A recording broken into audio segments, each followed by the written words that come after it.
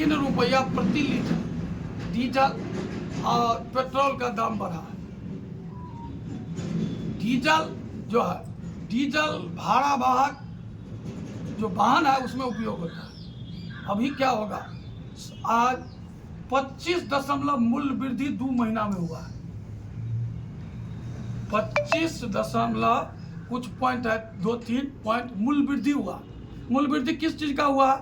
तो आप जो डेली उपयोग करते हैं, दैनिक उपयोगी सामान में, आप ब्रश ले लीजिए, आप दंतमंजन ले लीजिए, साबुन ले लीजिए, दाल ले लीजिए, चावल ले लीजिए, गेहूं ले लीजिए, यह जो प्रतिदिन सभी आदमी का, चाहे अरबपति हो चाहे मजदूरी करने वाला आदमी हो, वह दैनिक उपयोग में जो काम करेगा, जो काम करता है, उसका मूल्य वृद्धि 24 से 25% हुआ है 2 महीना में। यह घोर जुल्म है। आज के बाद वह दुगुना हो जाएगा। मूल्य वृद्धि पर विधानसभा में एक समिति होता है, समझे, जो मूल्य निर्धारण समिति, और लोकसभा में भी होता है। और कहीं भी आप चले जाइए आप अपने मार्केट में, तो कहीं इस पर अंकुश नहीं है, निरंकुश हो चुका है। आपका जो बिजनेसमैन है वह निरंकुश हो चुका है। वह क्या करेगा, जमाखोरी करता है।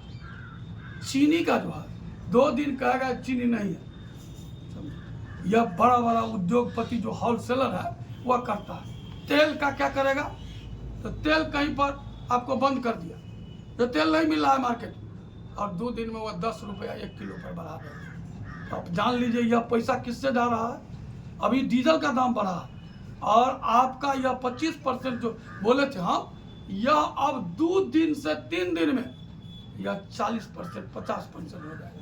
आप फुलपरास से दरभंगा का भाड़ा यदि 100 रुपया था, वह अभी 150 रुपया हो जाएगा। यहाँ से पटना का भाड़ा जो है, यह ऊंचे वर्ग के लोग, जो अधिक पैसा है जिसके पास में, उस पर कोई फर्क नहीं पड़ेगा।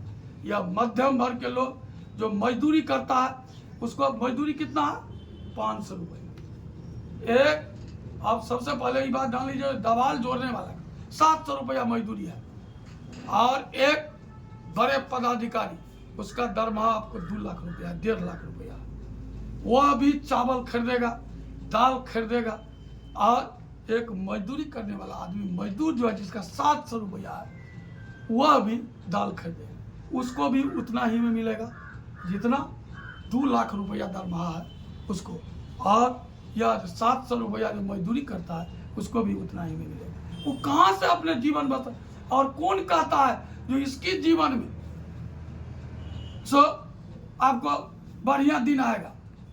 वो तो दिनों ने दिन, जो धनिक व्यक्ति है, जो बिजनेसमैन है, वो अरबपति होते जाता है, और जो गरीब है वह दिनों दिन गरीब होते जाता है। अच्छा सर, एक सवाल आपसे बनता, अभी फिलहाल में आपने एमएलसी का उपचुनाव देखा होगा बक्सर के अंदर में, सोनू राय जी, जो कहा जाता है चुनाव मशीन और बैलेट पेपर से होने के बाद एक चुनाव का रिजल्ट जो चेंज हुआ, क्या कुछ कहेंगे आप? बैलेट पेपर से अगला चुनाव होना चाहिए या मशीन से होना चाहिए?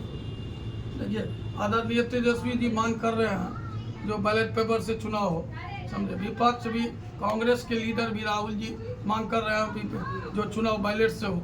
मशीन में क्या होता है, अभी फिलहाल में एक उपचुनाव हुआ जिसमें सोनू राय जी जीते हैं। हाँ, बैलेट पेपर से जीता है, समझे, आरा बक्सर से। तो एमएलसी बने हैं, उपचुनाव था वहाँ पर भी जो लड़े थे वो धनबल था, उसका सेठ कोनो सेठ है, उसी का नाम है। वो इतना रुपया खर्चा किया, लेकिन जनता जो है सोनू जी को वोट दिए और विश्वास किए, और बैलेट पेपर से वह चुनाव जीते हैं। हम पूरी तरह जो हम आम जन से यह मांग करते हैं, आप सही प्रतिनिधि चुने, कम से कम जाति धर्म सारा चीज छोड़कर आप सही प्रतिनिधि चुने, जो आपकी आवाज को सदन में रखने का काम करेंगे। और इसी के साथ अब आप लोगों का यह जो कार्यक्रम है मैं समाप्त करता हूँ। अंत में क्या कहेंगे?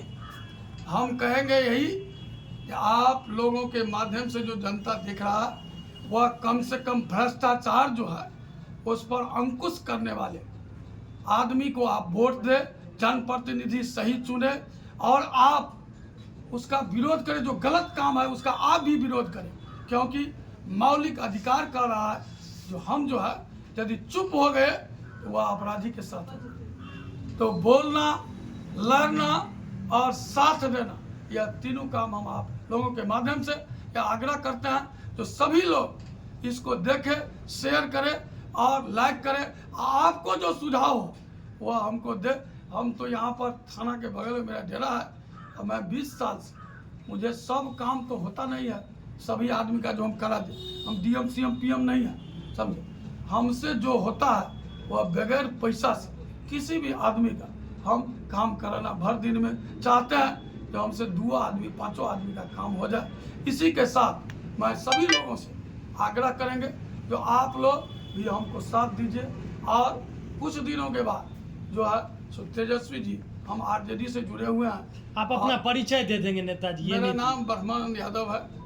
मैं यहाँ पर फुलपरास में थाना के बगल में मेरा डेरा है और मैं पूर्व रेखा सेंट्रल कोऑपरेटिव बैंक का मैं अध्यक्ष था। वर्तमान में मैं राजद में हूँ और मैं सामाजिक स्तर पर गलत कामों का विरोध करता हूँ हर हमेशा और हर हमेशा करता रहूँगा। मैं गरीब गुरबा जो है जिसको कोई नहीं देखता है उसके साथ हर हमेशा मैं खड़ा रहता हूँ। यही मेरा परिचय है। और आप लोगों के साथ जो पत्रकार बंधु हैं वो कहीं से भी देख रहे हैं, तो मैं पत्रकार भी था, अभी भी हम अपने पैड पर स्वतंत्र पत्रकार लिखते हैं और कभी चाहते हैं जो कोई बात लिखे तो फेसबुक पर फुलपरास अनुमंडल खुला विचार मंच है, मेरा अपना पेज है। मैं कुछ सरकार के खिलाफ और लोगों के समर्थन, लोगों का जो काम हो उसके समर्थन में हमेशा लिखते रहते हैं। यही मेरा परिचय है और आप लोगों से जुड़कर बहुत अच्छा लगा। बहुत बहुत धन्यवाद। गर्दा उड़ा दिली।